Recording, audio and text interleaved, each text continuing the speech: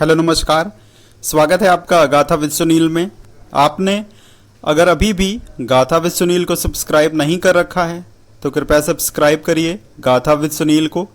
जब ऋषि पुत्र ने देवताओं का विनाश करने के लिए भगवान शिव से मांगा वरदान, बालक पिप्पलाद ने जब होश संभाला तब औषधियों को अभिभावक के रूप में देखा। वृक्ष उन्हें फल देते थे, पक्षी दाने लाते थे और मृग हरी वस्तुएं। औषधियां अपने राजा सोम से मांगकर अमृत की घूंटे पिप्पलाद को पिलाया करती थी। यह दृश्य देखकर पिप्पलाद ने उन वृक्षों से पूछा कि देखा यह जाता है मनुष्य माता पिता से मनुष्य तथा वनस्पतियों से वनस्पति पैदा होते हैं, किंतु मैं आप वनस्पतियों का पुत्र होकर भी मनुष्य कैसे हो गया। इसके उत्तर में वनस्पतियों ने पिप्पलाद को उसके जन्म की कथा सुनाते हुए कहा कि महर्षि दधीचि तुम्हारे पिता और सती प्रातिथेयी माता हैं। इस तरह तुम मनुष्य के ही पुत्र हो।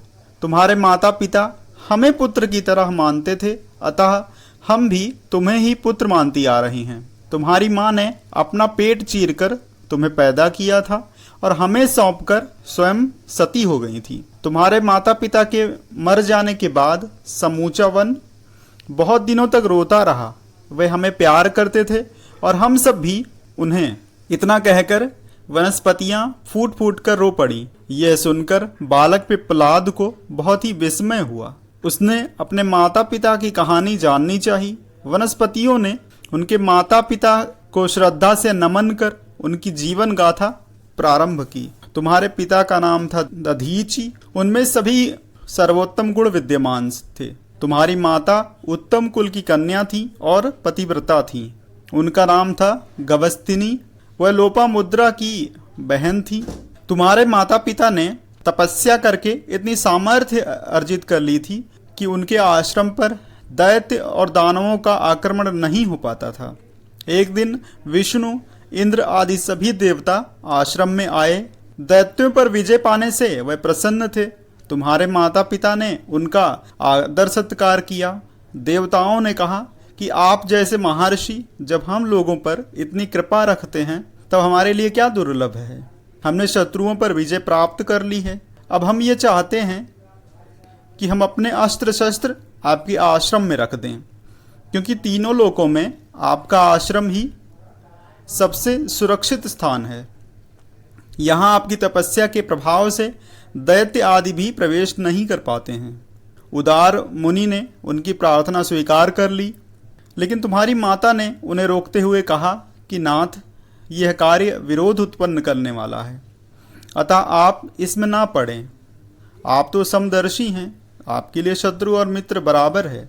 अस्त्र शस्त्र रखने से दैत्य और दानव आपसे शत्रुता रखने लगेंगे। धरोहर के रूप में किसी और का धन रखना साधु पुरुषों के लिए उचित नहीं कहा गया है। महर्षि दधीचि ने कहा कि देवता सृष्टि के रक्षक हैं और मैंने हाँ भी कह दिया है, इसलिए अब नहीं कहना अनुचित होगा। देवता अस्त्र शस्त्र आश्रम में रखकर चले गए। इधर दैत्य महर्षि से द्वेष करने लगे। महर्षि को चिंता हुई कि दैत्य बड़े वीर तो हैं ही, साथ ही तपस्वी भी हैं। जब वे आक्रमण करेंगे तो मैं शस्त्रों की रक्षा नहीं कर पाऊंगा। ऐसा विचार कर उन्होंने अस्त्र शस्त्रों की रक्षा के लिए एक उपाय निकाला।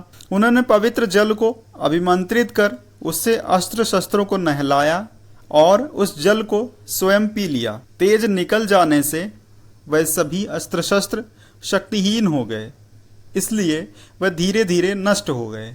बहुत दिनों के बाद देवता महर्षि के आश्रम में पहुंचे, क्योंकि उनके शत्रुओं ने फिर से सिर उठाया था। महर्षि ने उन्हें बतलाया कि उन अस्त्र शस्त्रों की सुरक्षा के लिए उनका तेज तो मैंने पी लिया है, अब वह मेरी हड्डियों में मिल गए हैं। आप हड्डियां ही ले जाएं।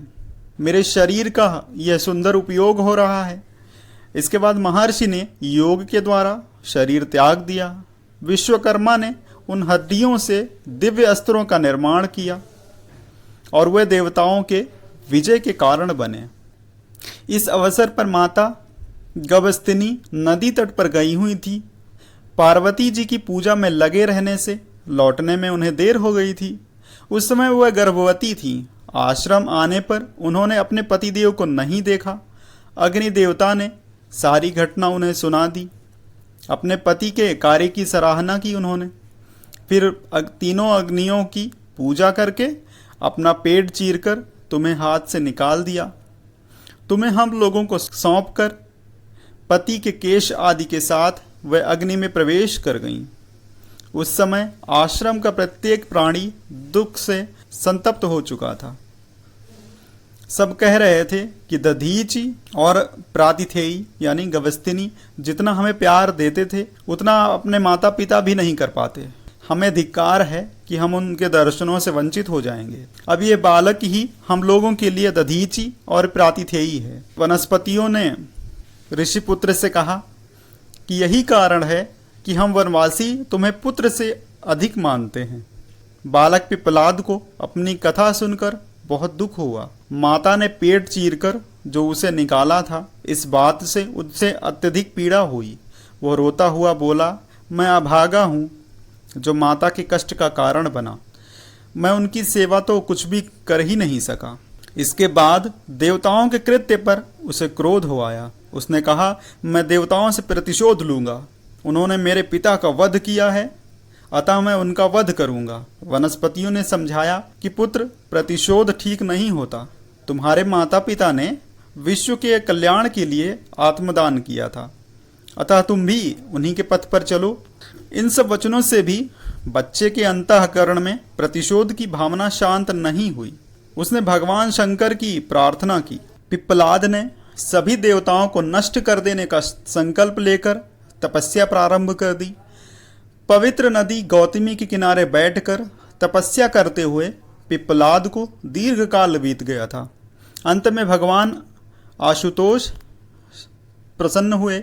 उन्होंने पिप्पलाद को दर्शन देकर कहा, बेटा वर मांगो। पिप्पलाद ने कहा, शंकर जी, प्रभुवर, यदि आप मुझ पर प्रसन्न हैं तो अपना तृतीय नेत्र खोलिए और इन स्वार्थी देवताओं को भस्म कर दीजिए।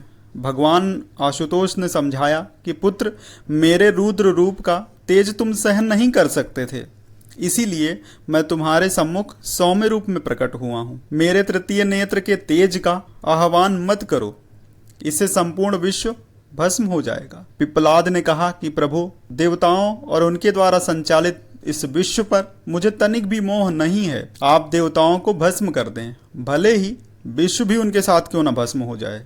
इस पर परम उदार मंगलमय भगवान आशुतोष हंसे। उन्होंने कहा कि तुम्हें एक अवसर मिल रहा है और तुम अपने अंतःकरण में मेरे रुद्र रूप का दर्शन करो। पिप्पलाद ने हृदय में कपालमाली, विरूपाक्ष, त्रिलोचन भगवान रुद्र का दर्शन किया। उस ज्वालामय प्रचंड स्वरूप के हृदय में प्रादुर्भाव होते ही पिप्पलाद को लगा कि उनका रोम रोम भस्म हुआ जा रहा है। उनका पूरा शरीर थर थर कांपने लगा। उन्हें लगा कि वे कुछ ही क्षणों में चेतनाहीन हो जाएंगे। आर्त स्वर में उन्होंने फिर भगवान शंकर को पुकारा। हृदय की प्रचंड मूर्ति अदृश्य हो गई। शशांक शेखर प्रभु मुस्कुराते हुए सम्मुख खड़े थे। मैंने देवताओं को भस्म करने की प्रार्थना की थी, आपने तो मुझे ही भस्म करना प्रारंभ कर दिया। पिप्पलाद ने उलाहना के स्वर में बोला। शंकर जी ने स्नेहपूर्वक समझाया, विनाश किसी एक स्थल से ही प्रारंभ होकर व्यापक बनता है और वह सदा वहीं से प्रारंभ होता है जहां उसका आह्वान किया गया हो। तुम्हारे हाथ के देवता इंद्र हैं, नेत्र के देवता सूर्य, नासिका के देवता अश्वनी कुमार, मन के देवता चंद्रमा। इस प्रकार प्रत्येक इंद्रिय तथा अंग के अधिदेवता हैं। उन अधिदेवताओं को नष्ट करने से शरीर बचा कैसे रहेगा? पुत्र, इसे समझो कि दूसरों का अमंगल चाहने पर पहले स्वयं का अमंगल होता है। तुम्हारे पिता महर्षि दधीचि ने दूसरों के कल्याण के लिए, विश्व के कल्याण के लिए अपनी हड्डियां तक दे दी। उनके त्याग ने उन्हें अमर कर दिया है। वह दिव्य धाम में अनंत काल तक निवास करेंगे। तुम उनके पुत्र हो। तुम्हें अपने पिता के गौरव के अनुरूप सबके मंगल का चिंतन करना चाहिए।